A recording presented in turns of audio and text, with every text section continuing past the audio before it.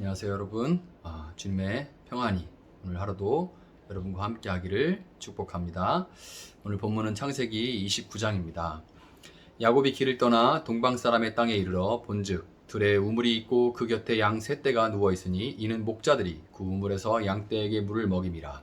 큰 돌로 우물 아귀를 덮었다가 모든 떼가 모이면 그들이 우물 아귀에서 돌을 옮기고 그 양 떼에게 물을 먹이고는 우물 아귀 그 자리에 다시 그 돌을 덮더라. 야곱이 그들에게 이르되 내 형제여 어디서 왔느냐? 그들이 이르되 하란에서 왔노라. 야곱이 그들에게 이르되 너희가 나홀의 손자 라반을 아느냐? 그들이 이르되 아노라. 야곱이 그들에게 이르되 그가 평안하냐? 이르되 평안하니라. 그의 딸 라헬이 지금 양을 몰고 오느니라. 야곱이 이르되 해가 아직 높은즉 가축 모일 때가 아니니 양에게 물을 먹이고 가서 풀을 뜯게 하라. 그들이 이르되 우리가 그리하지 못하겠노라. 때가 다 모이고 목자들이 우물 아귀에서 돌을 옮겨야 우리가 양에게 물을 먹이느니라. 야곱이 그들과 말하는 동안에 라헬이 그의 아버지의 양과 함께 오니 그가 그의 양들을 치고 있었기 때문이더라. 야곱이 그의 외삼촌 라반의 딸 라헬과 그의 외삼촌의 양을 보고 나아가 우물 아귀에서 돌을 옮기고 외삼촌 라반의 양떼에게 물을 먹이고 그가 라헬에게 입맞추고 소리내어 울며 그에게 자기가 그의 아버지의 생지리오 리브가의 아들됨을 말하였더니 라헬이 달려가서 그 아버지에게 알림해 라반이 그의 생질 야곱의 소식을 듣고 달려와서 그를 영접하여 안고 입맞추며 자기 집으로 인도하여 드리니 야곱이 자기의 모든 일을 라반에게 말하매 라반이 이르되 너는 참으로 내 혈육이로다 하였더라. 야곱이 한 달을 그와 함께 거주하더니 라반이 야곱에게 이르되 네가 비록 내 생질이나 어찌 그저 내 일을 하겠느냐? 네 품삯을 어떻게 할지 내게 말하라. 라반에게 두 딸이 있으니 언니의 이름은 레아요 아우의 이름은 라헬이라. 레아는 시력이 약하고 라헬은 곱고 아리따우니 야곱이 라헬을 더 사랑하므로 대답하되 내가 외삼촌의 작은 딸 라헬을 위하여 외삼촌에게 7년을 섬기리이다. 라반이 이르되 그를 내게 주는 것이 타인에게 주는 것보다 나으니 나와 함께 있으라. 야곱이 라헬을 위하여 7년 동안 라반을 섬겼으나 그를 사랑하는 까닭에 7년을 며칠같이 여겼더라. 야곱이 라반에게 이르되 내 기한이 찼으니 내 아내를 내게 주소서. 내가 그에게 들어가겠나이다. 라반이 그곳 사람을 다 모아 잔치하고 저녁에 그의 딸 레아를 야곱에게로 데려가매 야곱이 그에게로 들어가니라. 라반이 또 그의 여종 실바를 그의 딸 레아에게 시녀로 주었더라. 야곱이 아침에 보니 레아라. 라반에게 이르되 외삼촌이 어찌하여 내게 이같이 행하셨나이까? 내가 라헬을 위하여 외삼촌을 섬기지 아니하였나이까? 외삼촌이 나를 속이심은 어찌 됨이니이까? 라반이 이르되 언니보다 아우를 먼저 주는 것은 우리 지방에서 하지 아니하는 바이라. 이를 위하여 7일을 채우라. 우리가 그도 내게 주리니 네가 또 나를 7년 동안 섬길지니라. 야곱이 그대로 하여 그 7일을 채우매 라반이 딸 라헬도 그에게 아내로 주고 라반이 또 그의 여종 빌하를 그의 딸 라헬에게 주어 시녀가 되게 하매 야곱이 또한 라헬에게로 들어갔고 그가 레아보다 라헬을 더 사랑하여 다시 7년 동안 라반을 섬겼더라. 여호와께서 레아가 사랑받지 못함을 보시고 그의 태를 여셨으나 라헬은 자녀가 없었더라. 레아가 임신하여 아들을 낳고 그 이름을 루벤이라 하여 이르되 여호와께서 나의 괴로움을 돌보셨으니 이제는 내 남편이 나를 사랑하리로다 하였더라. 그가 다시 임신하여 아들을 낳고 이르되 여호와께서 내가 사랑받지 못함을 들으셨으므로 내게 이 아들도 주셨도다 하고 그의 이름을 시므온이라 하였으며 그가 또 임신하여 아들을 낳고 이르되 내가 그에게 새 아들을 낳았으니 내 남편이 지금부터 나와 연합하리로다 하고 그의 이름을 레위라 하였으며 그가 또 임신하여 아들을 낳고 이르되 내가 이제는 여호와를 찬송하리로다 하고 이로 말미암아 그가 그의 이름을 유다라 하였고 그의 출산이 멈추었더라. 아멘. 자, 지난 시간에 야곱의 밧단 아람 그 여정은 야곱의 성화, 이 거룩을 향한 신앙 여정의 본격적인 시작이다. 이렇게 제가 말씀을 드렸습니다. 먼 길을 걸어서 이 어머니 리브가의 고향 밧단 아람에 도착한 야곱은 우물가에서 라헬을 만나 삼촌의 집으로 인도를 받게 되었습니다. 야곱이 한 달간 그 집에 머물며 그냥 있을 수 없으니까 이제 소일거리 일들을 이제 했는데요. 그 모습을 지켜본 삼촌 라반은 부지런하고 유능한 야곱을 놓치고 싶지 않다는 생각이 들어서 그에게 품삯 제안을 하게 됐습니다. 우물가에서 라헬을 만나 첫눈에 반했던 야곱은 라헬의 신부값을 위해서 7년간 품삯을 받지 않고 일하겠다고 답을 해요. 7년이란 시간은 결코 짧지 않은 시간이지만 70년 동안 엄마 외에 여인을 가까이 해본 적이 없는 이 모태솔로 모쏠 야곱은 라헬을 얼마나 사랑했는지 7년을 마치 며칠처럼 여겼습니다. 여기까지만 보면 참으로 아름다운 사랑 이야기인데 문제가 생기죠. 마침내 7년이 지나서 혼인잔치를 치르고 첫날 밤이 되어서 거사를 치렀는데 다음날 아침에 눈을 떠보니 옆에 라헬이 아니라 언니 레아가 누워 있었던 겁니다. 이 70년 못쏠 야곱이 순진해, 이게 모르기가 어려운데 순진하기는 정말 순진했던 것 같아요. 7년 동안 밤낮 없이 미친 듯이 일하면서 돈은 한 푼도 받지 않는 야곱으로 인해서 재산 증식에 성공한 라반은 어떻게든 야곱을 더 잡아두고 싶었던 겁니다. 그래서 야곱이 술수를 부린 거죠. 라반이 술수를 부린 거죠.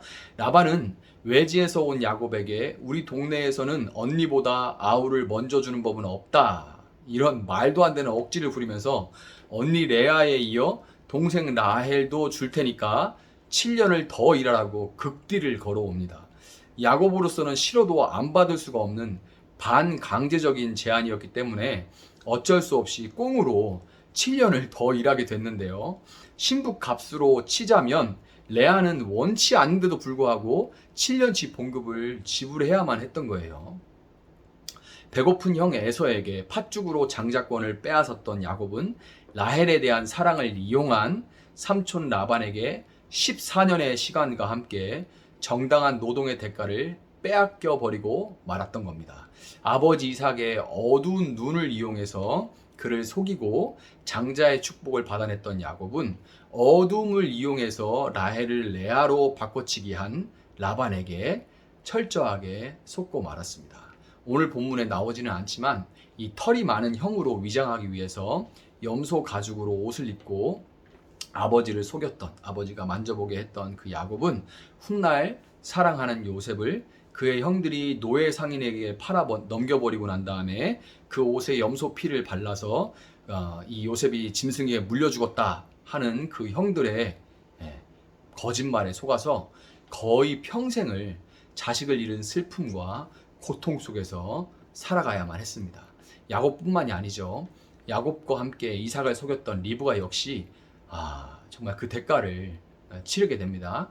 리브가는 사랑하는 아들 야곱을 바단 아람으로 보내면서 형 에서의 분노가 좀 가라앉을 때까지, 형이 잊어버릴 때까지 몇 날 동안 있다가 돌아오라고 말했지만 죽을 때까지 다시는 아들의 얼굴을 보지 못하게 될 거라고는 그때는 상상도 못했겠죠.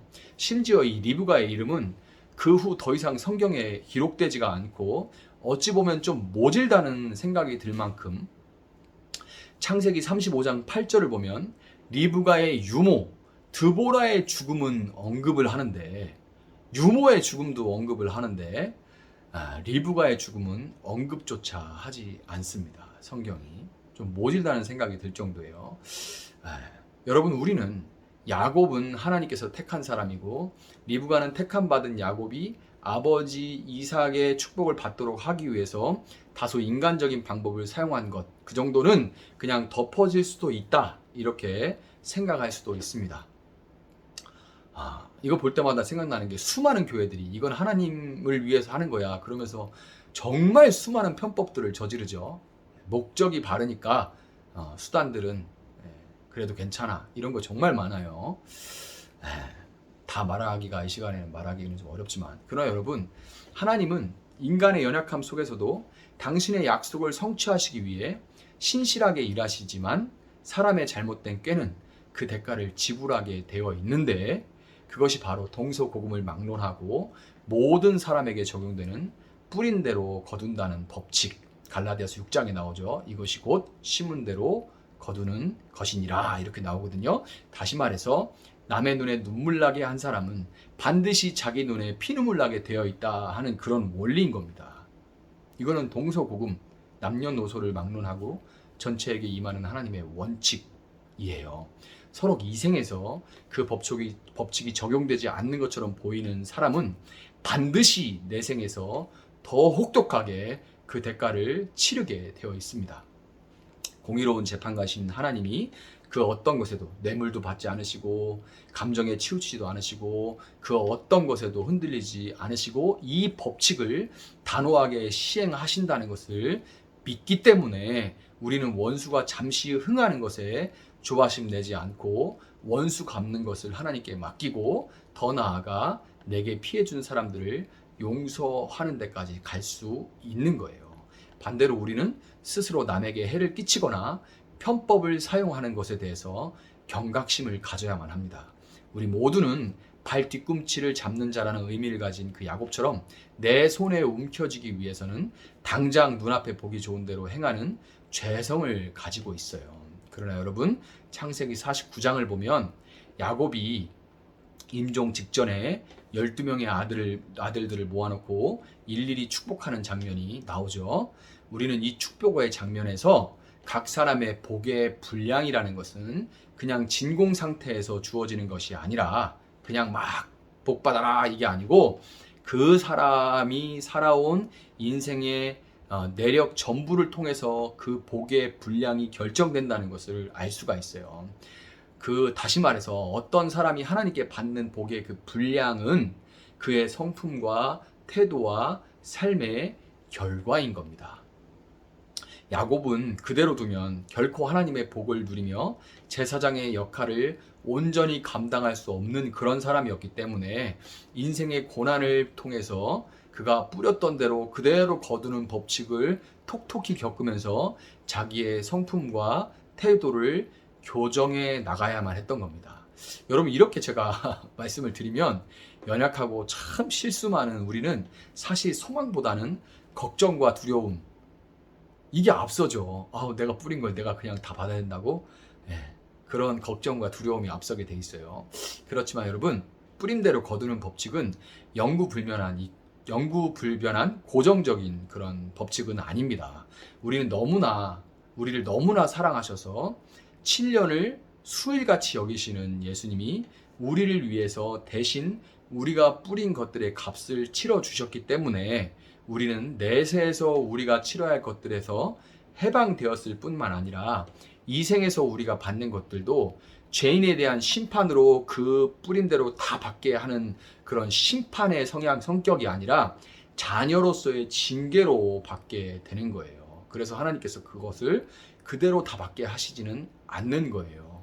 그 대신 하나님께 돌려서 자녀에게 징계로 주시는 정도로만 주시는 겁니다. 근실이 징계를 하는 아버지일수록 자녀를 사랑하는 아버지인 것처럼 심판이 아니라 징계로 주시는 고난은 결국 우리를 다듬고 변화시켜서 온전한 사람으로 성화시켜 나간다는 것을 여러분 믿으시고 오늘도 더욱 예수님 닮기를 소망하면서 악이 아니라 선을 뿌리고 심는 여러분의 하루가 되기를 주님의 이름으로 축복합니다. 기도하겠습니다. 사랑하시는 하나님 감사합니다.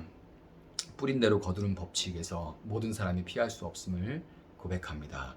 하나님이 의로운 재판장이시기에 이 법칙에서 벗어난 것처럼 보이는 사람도 영원하신 하나님 눈에서 그 손에서 절대로 피할 수 없음을 우리가 믿고 여유를 가집니다. 동시에 연약하고 미련한 우리의 모습을 인해서 혹시 우리가 악하게 뿌린 것들이 그대로 돌아올까 두려운 마음이 있습니다. 그러나 7년을 수일같이 여겼던 야곱과 같이 신부된 우리를 진심으로 사랑하시는 주님, 우리를 위해 대신 죽어주심으로 모든 죄의 대가, 우리가 뿌린 악의 대가를 주님께서 대신 받아주셨음을 고백합니다. 그리고 이 땅에서 우리가 받아야 되는 것들도 하나님께서 선으로 바꾸셔서 우리가 그것을 통해서 우리를 가다듬고 우리의 모든 뾰족한 부분들을 깎고 다듬어서 그리고 부족한 부분들은 채워 넣어서 조금 더 예수님 닮은 온전한 모습으로 바꿔가시는 하나님의 징계가 될 줄 믿습니다. 그 하나님의 사랑을 우리가 신뢰하기에 오늘 우리에게 어려운 일들이 있다 할지라도 우리가 참고 인내할 수 있음을 고백합니다. 하나님, 오늘도 담대하게 우리가 이 사실 믿는 가운데 선을 뿌리고 사랑을 심는 믿음을 심는 우리 모든 성도들의 하루가 될 수 있도록 함께하여 주시옵소서. 감사하며 예수님의 이름으로 기도합니다. 아멘.